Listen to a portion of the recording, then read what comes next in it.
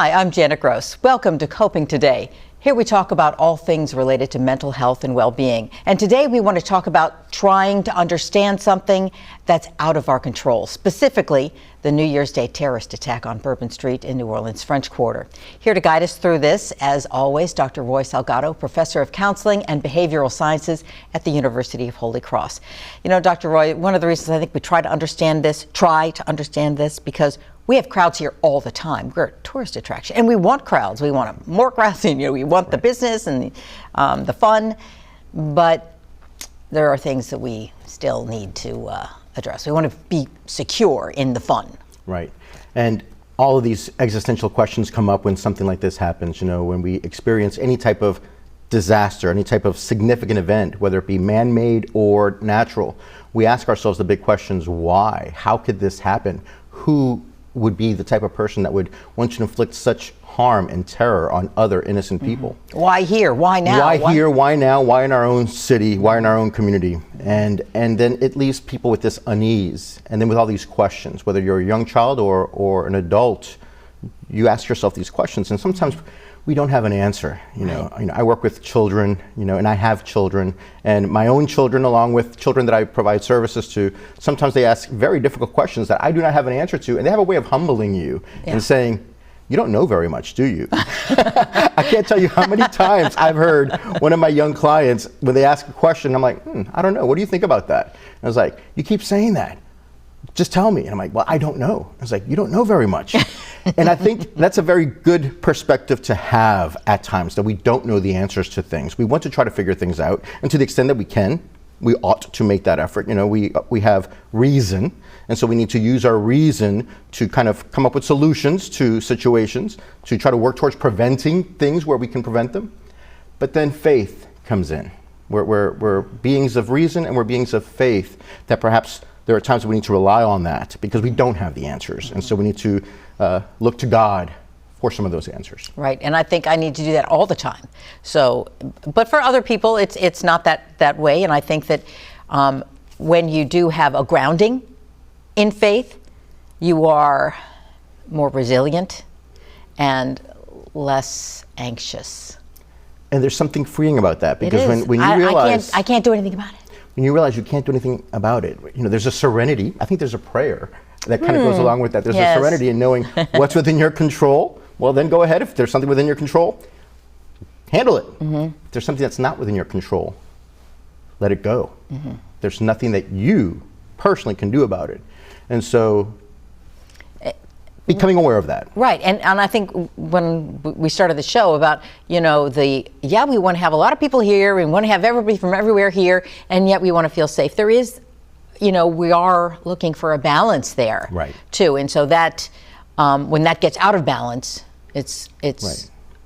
You can't look, you have to look somewhere else for answers, or for you to have inner peace. Right, and we have to, take responsibility, private, public, individuals, whether you're a public servant, we have a municipal servant, state leaders, federal leaders, they need to put things in place to protect the public to the extent that they can. We ourselves need to take responsibility to protect ourselves to the extent that we can. And then we realize that there are agents out there, individuals who are seeking to do harm, and all of the preparation that we can try to do to mitigate certain things, we can't catch it all. It's just not possible. This is a flawed, broken world. Right. In which it's just not possible to catch it all. We do what we can when we can, and then when we can't, we go to something outside of ourselves, God, who can. Yes, and God has also provided us with other people to help guide us, and to, people who might have at least an answer that they can help us with. Nobody knows everything. That's They're right. going to say, I don't know, but counseling is also helpful. Friends, family that you can talk about things with without obsessing. Yes. Speaking of counseling. Yes. Speaking of counseling, the Maronites of Holy Cross and the University of Holy Cross has been offering free telemental health counseling services for several years now. So anyone in the state of Louisiana who is in need of any type of mental health services, whether it's dealing with this recent terror attack or any other type of mental health issue or concern, you can just call the number on the bottom of the screen, and then you will be triaged to one of our clinical mental health counselors in training who will offer services free of charge through telehealth. That is such a wonderful program because, as you said, free, and convenient. Convenient. and they're going to make all the scheduling and everything for you, whatever you need. Okay. All right, great. Well, we're going to take a break.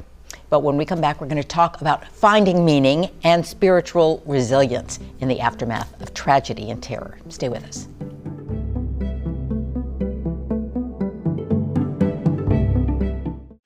Do you love sports? Then you should know about STEM. Because maximizing nutrition, analyzing peak muscle performance, calculating the perfect shot, and more are all made possible by science, technology, engineering, and math. In fact, there are more careers than ever in sports science. So if you have a passion for sports, then think about getting involved in STEM and improve everyone's game on and off the field. Get inspired at SheCanSTEM.com.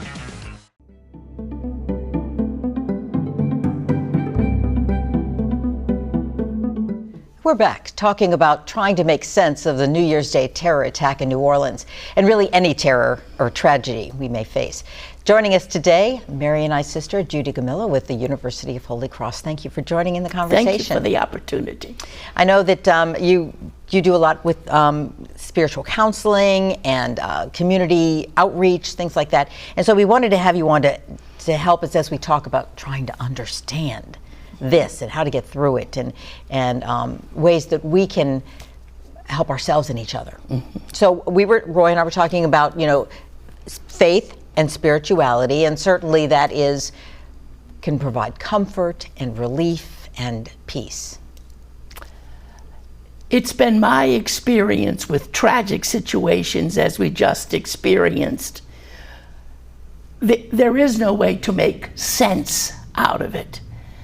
Rather, I think it's the opportunity for us to realize what we can learn from it, what we can learn as individuals, what we can learn as community, what we learn as individual families, or for us as a religious congregation. In the end, as a religious sister, I think for me, it's faith that kind of pulls us through. It's faith that's left standing at the end. More recently, I was thinking about experience and what we learn from experience. I grew up thinking experience is the best teacher. That's a lie. It's not experience that teaches us. It's our prayer and reflection on the experience that is the teacher, at least as I look at it. So that would be the first thing I'd say, to take time to slow down, remembering those who tragically lost lives, those families who were grieving, people in the hospital, all those who service them in the hospital. But with all of that, what is there for us to learn? I agree with you that experience isn't the teacher. Experience is something that leads us to learn, depending on who you are, of course. Mm-hmm. Some people don't learn, no matter how many times they do something.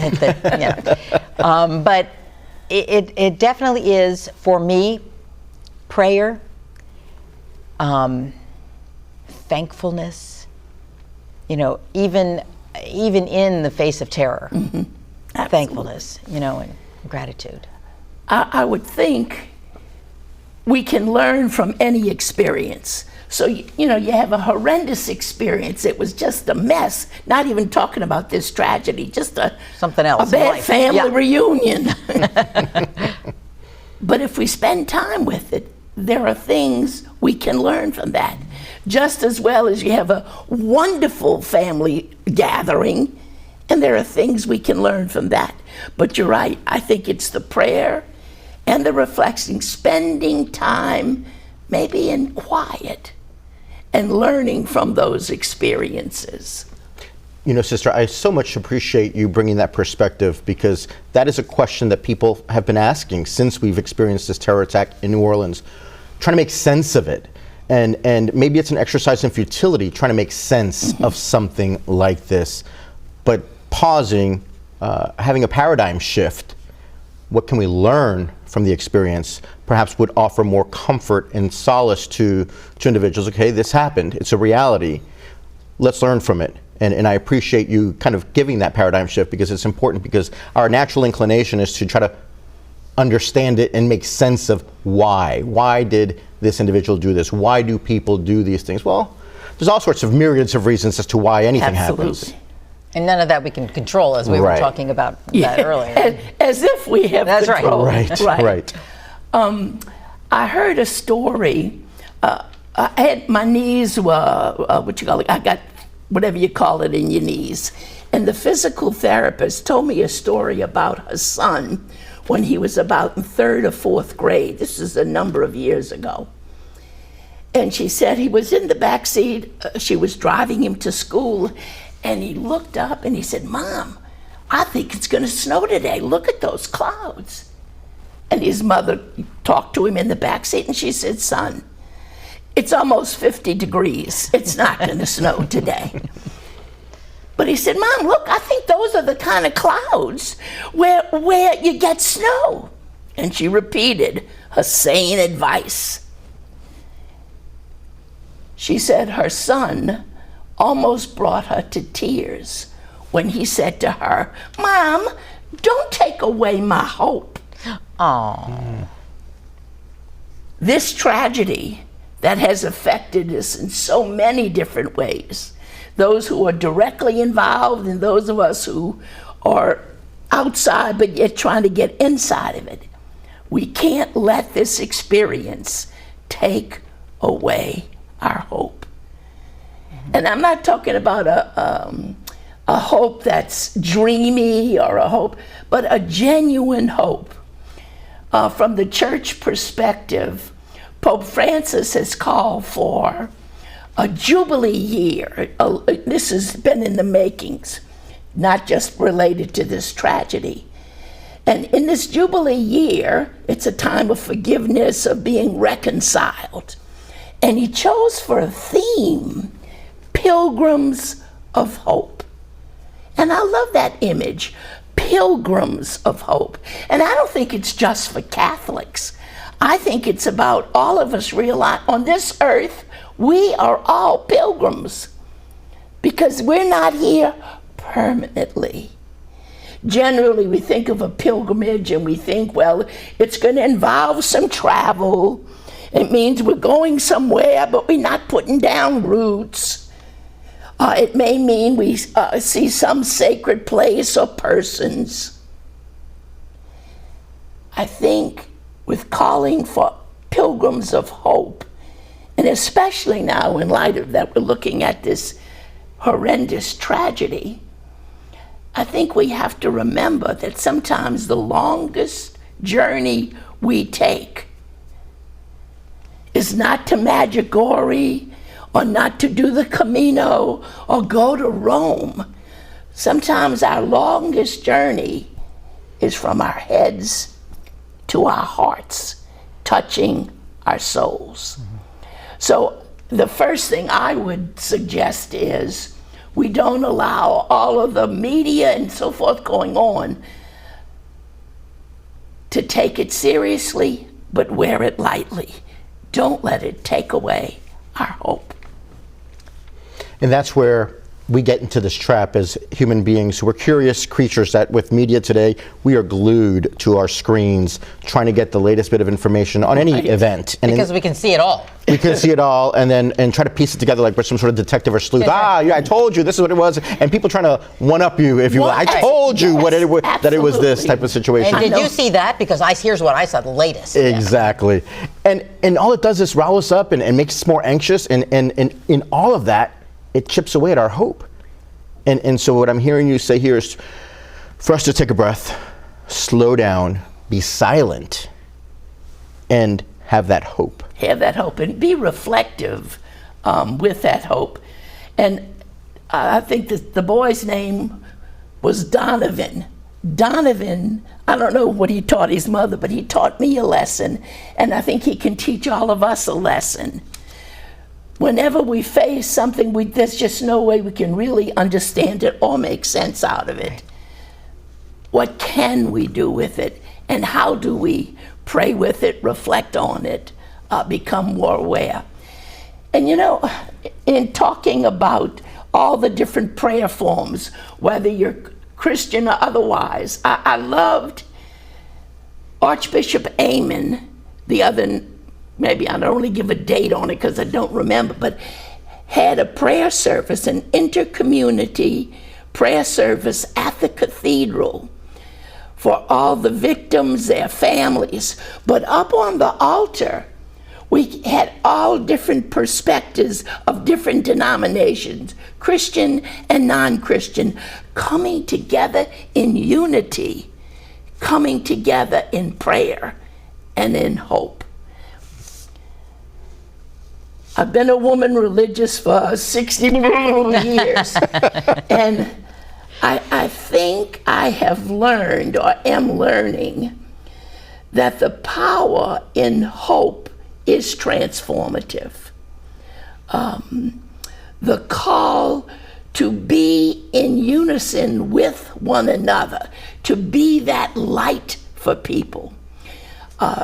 Peter Finney recently had an article in the Clarion Herald where he talks about share the light from your tent. I think it was the January 10th issue. A wonderful article on reminding us as hope-filled people that we can be that light for one another. And it's not a matter of one-upmanship, who's got the best religion. We're talking about a faith perspective. It may not have anything at all to do with religion per se. Something to think about. But, you know, as Christians, we are called to reflect the light of Jesus. And that is, you know, it's a beautiful thing when I see it in others. Yeah. So I would want that to be a beautiful thing that others could see in me. You know, and because I think that does help. I think that I think it even extends into community service. After these things, people don't know what to do, but a lot of people say, "Well, I'm going to get involved. I want to be helpful to these families, or to this person who went through this tragedy, or to the people who are hurting because of something that happened." And that, you know, that is restorative in yourself, because you are giving to others, giving away. You often fills you with something else. You know? Yeah. I love the reminder that acts of kindness, simple acts of kindness, outreach, helping another can go so far, can go a very long way. And you may not even know. Oh, absolutely, absolutely. Years ago, when I was in leadership in the congregation, I was finding it very difficult. I had been in the Desire Housing Project, and now I'm living at a provincial house, which, believe me, was another ghetto in its own way. And what I learned was that, wait a minute, we had a lot of black material in the closet. I made an outfit. I became Wilder the Good Witch, and I went visiting Charity Hospital. I learned more from those children in iron lungs and so forth. But it was the outreach. It took me out of myself and my self-absorption to care for somebody else. And we have that opportunity. So many organizations within our city that can use volunteers. So, as they say, get over yourself and do something for somebody else. Be that light, be that forgiver, be that encourager. In Scripture, Paul and Barnabas, they talk about Barnabas as a son of encouragement. What if we were all people of encouragement? Go around looking for good and say so. There's a place for constructive criticism, but there's also a place to be an encourager. And I think at this time, in light of the tragedy, I think there's possibly even more opportunity for us within the confines of our own family homes, our workplaces, our churches, our synagogues, wherever we find ourselves. You know, and as I hear you speak, I'm reminded of when I counsel people in session, individuals, couples, families. It's a similar theme in that, yes, things happen. You know, this was a tragic event. You know, we had a terror attack, and for millennia, people have been doing awful things to other people. It just is within our natural tendency, unfortunately, to do this. So what happened on January 1st in New Orleans is in many ways no different than what has happened from time immemorial. What's different is we find out about these things immediately. Technology makes us aware of all of the tragedies that happen in the world. And so it seems like it's ramped up. Maybe it is, I don't know. That's another conversation for another day. But in spite of all that, bad things happen. People do bad things to other people. And there's good as well. And when I counsel individuals or couples or families, it's like, hey, you're focusing on that bad thing, but there's all these wonderful things. Yeah. And there's wonderful things that you could bring forth. And it's like, let's focus on the good things. It doesn't take away the bad thing that happened. This terror attack happened, and there's this good thing, and this good thing, and this good thing, and this good thing, to bring hope and counterbalance that perhaps if we all do good things, we don't eradicate the bad thing, but we can offset it, and it weighs it more. Yeah. And so trying to bring that perspective to people, because otherwise we get caught up in our depression, in our anxiety, in our fear. Maybe we can eradicate all of the bad things, but we can add the good things and bring that hope so that we don't get trapped in our own minds. And I love it. A song just came to mind, and I'm not a singer. You gotta accentuate the positive. That's right. Eliminate the negative. Love it. Latch on to the affirmative. Don't mess with Mr. In Between. You're older too. That's right. And for their next number. One of the things I put note down for myself is one of my first learnings is a reminder of how fragile life is. And it brought to mind something from, I think it was 1927, called Desiderata. Do y'all remember that? I mean, not that you're around at 27, but Amazon or somebody has made it into cards and so forth. This is what it says. Go placidly amid the noise and haste, and remember the peace in silence. You are a child of the universe, no less important than the trees and the stars. Take kindly counsel from the wisdom of your years, and be gentle with yourself. Be at peace with God, whatever you consider him to be, and whatever your labors and aspirations in the confusion of life. Keep peace with your soul and one another. That's the short version. Look it up.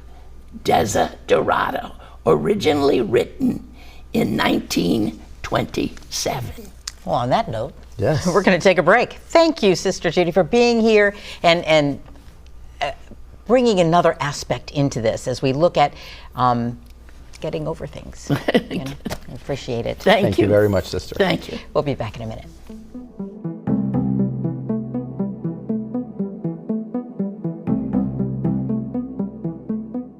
Hey, Louisiana, how are you stopping litter? In Terrebonne Parish, we put our trash in a bag. And never out the window. In Bienville, we bag it, tie it, and put a lid on it. We keep litter out of our lakes in Lafayette. And in Calcasieu Parish, we keep our truck beds clean. And we secure our loads. We need every person in every parish to stop littering and let Louisiana shine.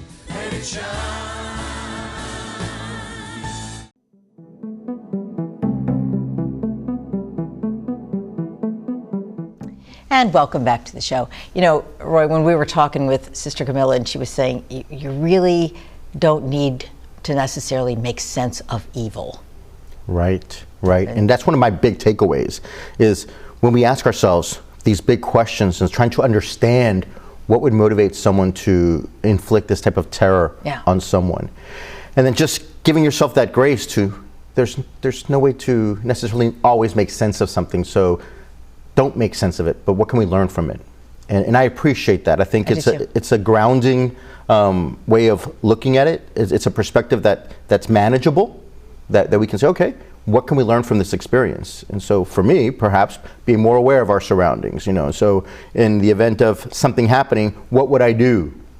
Would I run? Would I hide? Would I fight? Would I do this? And after that, how would I respond to whatever has happened? What can I learn just to help out in a situation? Because we can't stop everything. And so trying to make sense of it, really, we're just going to make ourselves, sick doing that. And I don't really want to understand evil. That's a very good point. I need to keep that. Once it goes in your brain, sometimes it's hard to unsee things. That's a very good point. And so I as I hear you say that, I'm thankful that my mind can't comprehend certain things. Yeah. And so I guess that gives me some comfort in that, maybe I don't have that tendency. And so, so to learn from these experiences. Which is great advice in many things. Yes. And learning from experiences and learning about how you respond to experiences. Right, right. And so when we learn about how to respond to these experiences, I have a few tips that we can keep in mind. So it's important that we recognize and process our thoughts and our emotions. And so we're going to respond a certain way. And so just be aware of that and talk about it. Talk about your thoughts, talk about your emotions in terms of how you find yourself trying to process these things. Stay connected with family and friends. There's no better time than in moments like this that we support one another and that we are here for one another. And so to be involved with our family and our friends, to reach out, to look out for one another in the aftermath of these situations. Be involved in our community. We are a beautiful community here in New Orleans. Yeah. And it's important that we go out there to help. Those who are suffering from the attack, who are still recovering, perhaps figuring out ways to support them and their families. Perhaps get involved in the community at large to help prevent. In other things. And come together in the aftermath. And engage in spiritual and religious practices. And again, there's certain things that we just simply do not have control over. And so to offer it up to God and to let go and let God. So there are certain things that we have control over, things that we can prevent, things that we can mitigate, things in which we can intervene. Let's do that. Those things over which we have control, let's do that. But those things over which we do not, and they are many, and that they are beyond our understanding, being humble enough to offer it up to God and let Him take over. Right. We may not know what today brings, but we know who brings the day. So Amen. He knows everything. So He knows tomorrow. Yeah. Okay.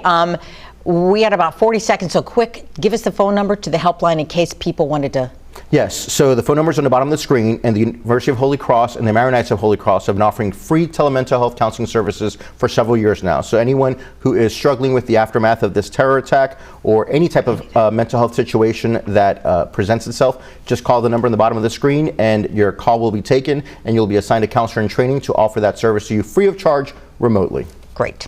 Okay, our time is up. Thank you, Dr. Salgado. And we want to thank Sister Judy Gomila for being with us. And we want to thank all of our viewers. Please remember to take care of yourself and take care of one another. Until next time, keep coping today.